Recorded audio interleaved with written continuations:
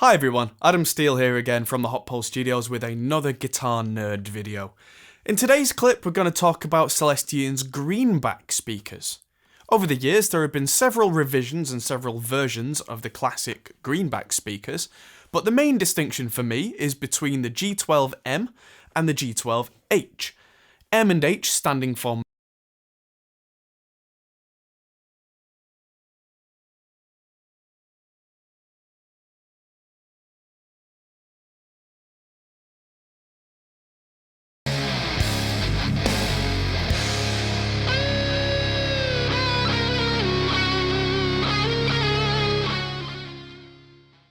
If you know anything about Celestion speakers, you'll probably have heard of the Vintage 30 and the Greenback.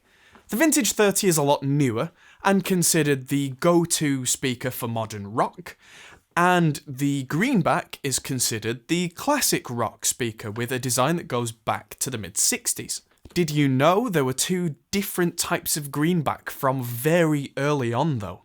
The overall design was refined over the years, but the difference that we're going to focus on today is between a G12M, a 25-watt speaker with a medium-sized magnet, and a G12H, a 30-watt speaker with a heavy-sized magnet. That might not sound like a big difference, but back in the days when guitar amps had to carry all the guitar volume and PA systems barely coped with vocals only, some rock and roll guitarists were blowing up the M speakers, trying to force too much volume through them. Having said that, the very earliest G12Ms could only handle 20 watts, meaning a 4x12 cab couldn't keep up with a 100-watt guitar head. They would often blow up or set on fire, which is one of the main reasons Hendrix preferred the heavy magnet apparently. We're going to use three guitar tones for this comparison: a very clean Telecaster, a crunchy classic rockish kind of sound, and a 7-string metal chugging demo. We're going to compare these speakers first in a single speaker cabinet, the Zilla Fatbaby, an oversized 1x12, which should bring out the best in each speaker with nothing else there to affect the comparisons. I'm fully aware that a lot of the viewers will use bigger cabinets like 4x12s, but this is a straight comparison, so hopefully it should be some use to you. I mentioned the Vintage 30 before, so we're going to throw that into the comparisons as well, so that those of you who rely on that speaker already will have a frame of reference. First, we'll hear them back to back, close mic'd with an SM57 at the edge of the dust cap, right where the grill cloth would be on most cabs. My cab here doesn't have a grill cloth, that's a personal choice thing. I've already made a video about that if you want to check that out. Then, we're going to hear the sound in the room from a small diaphragm condenser, then both mixed together. That's a lot of audio clips, so I'll post the times in the description. Here we go.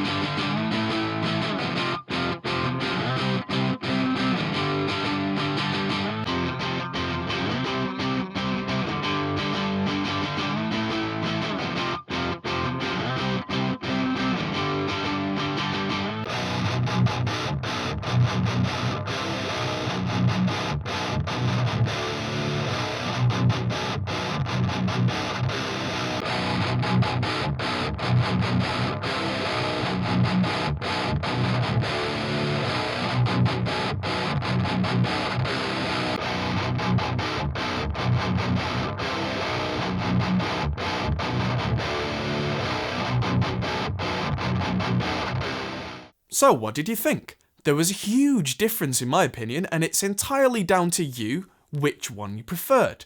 The Greenback M definitely seemed to chug more on the metal clips, and I think that's down to the speaker saturating and interacting more with the amp. The amp used for these demos, by the way, is a PV6505 Plus combo, which I took the head out of, which is a 60 watt maximum amp. I appreciate that's more than the Greenbacks can handle, but we're not running the amp anywhere near full volume, so it's not a problem. It's also worth mentioning the Greenback M has a slightly lower sensitivity, which means it's slightly quieter with the same amp, so I boosted the volume on that very slightly so they match, so we hear the tone, not the volume difference. Just as an additional comparison set, we put both of these speakers in the same cabinet, a Fatboy 2x12, and then reamped the same parts through that, so here they are back to back.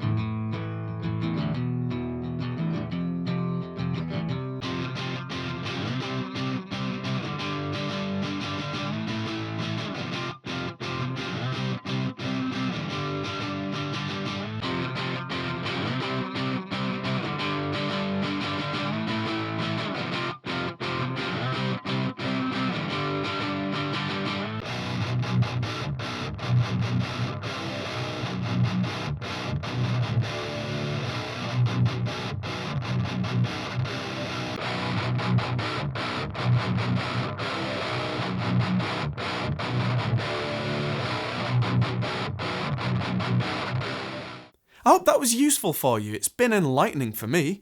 One thing that I thought was that on the metal, the Greenback sounded more scooped with more chug, but the Vintage 30 had a more pokey sound with more solid mids. Just for fun, I wondered what would happen if I mixed these two recordings together.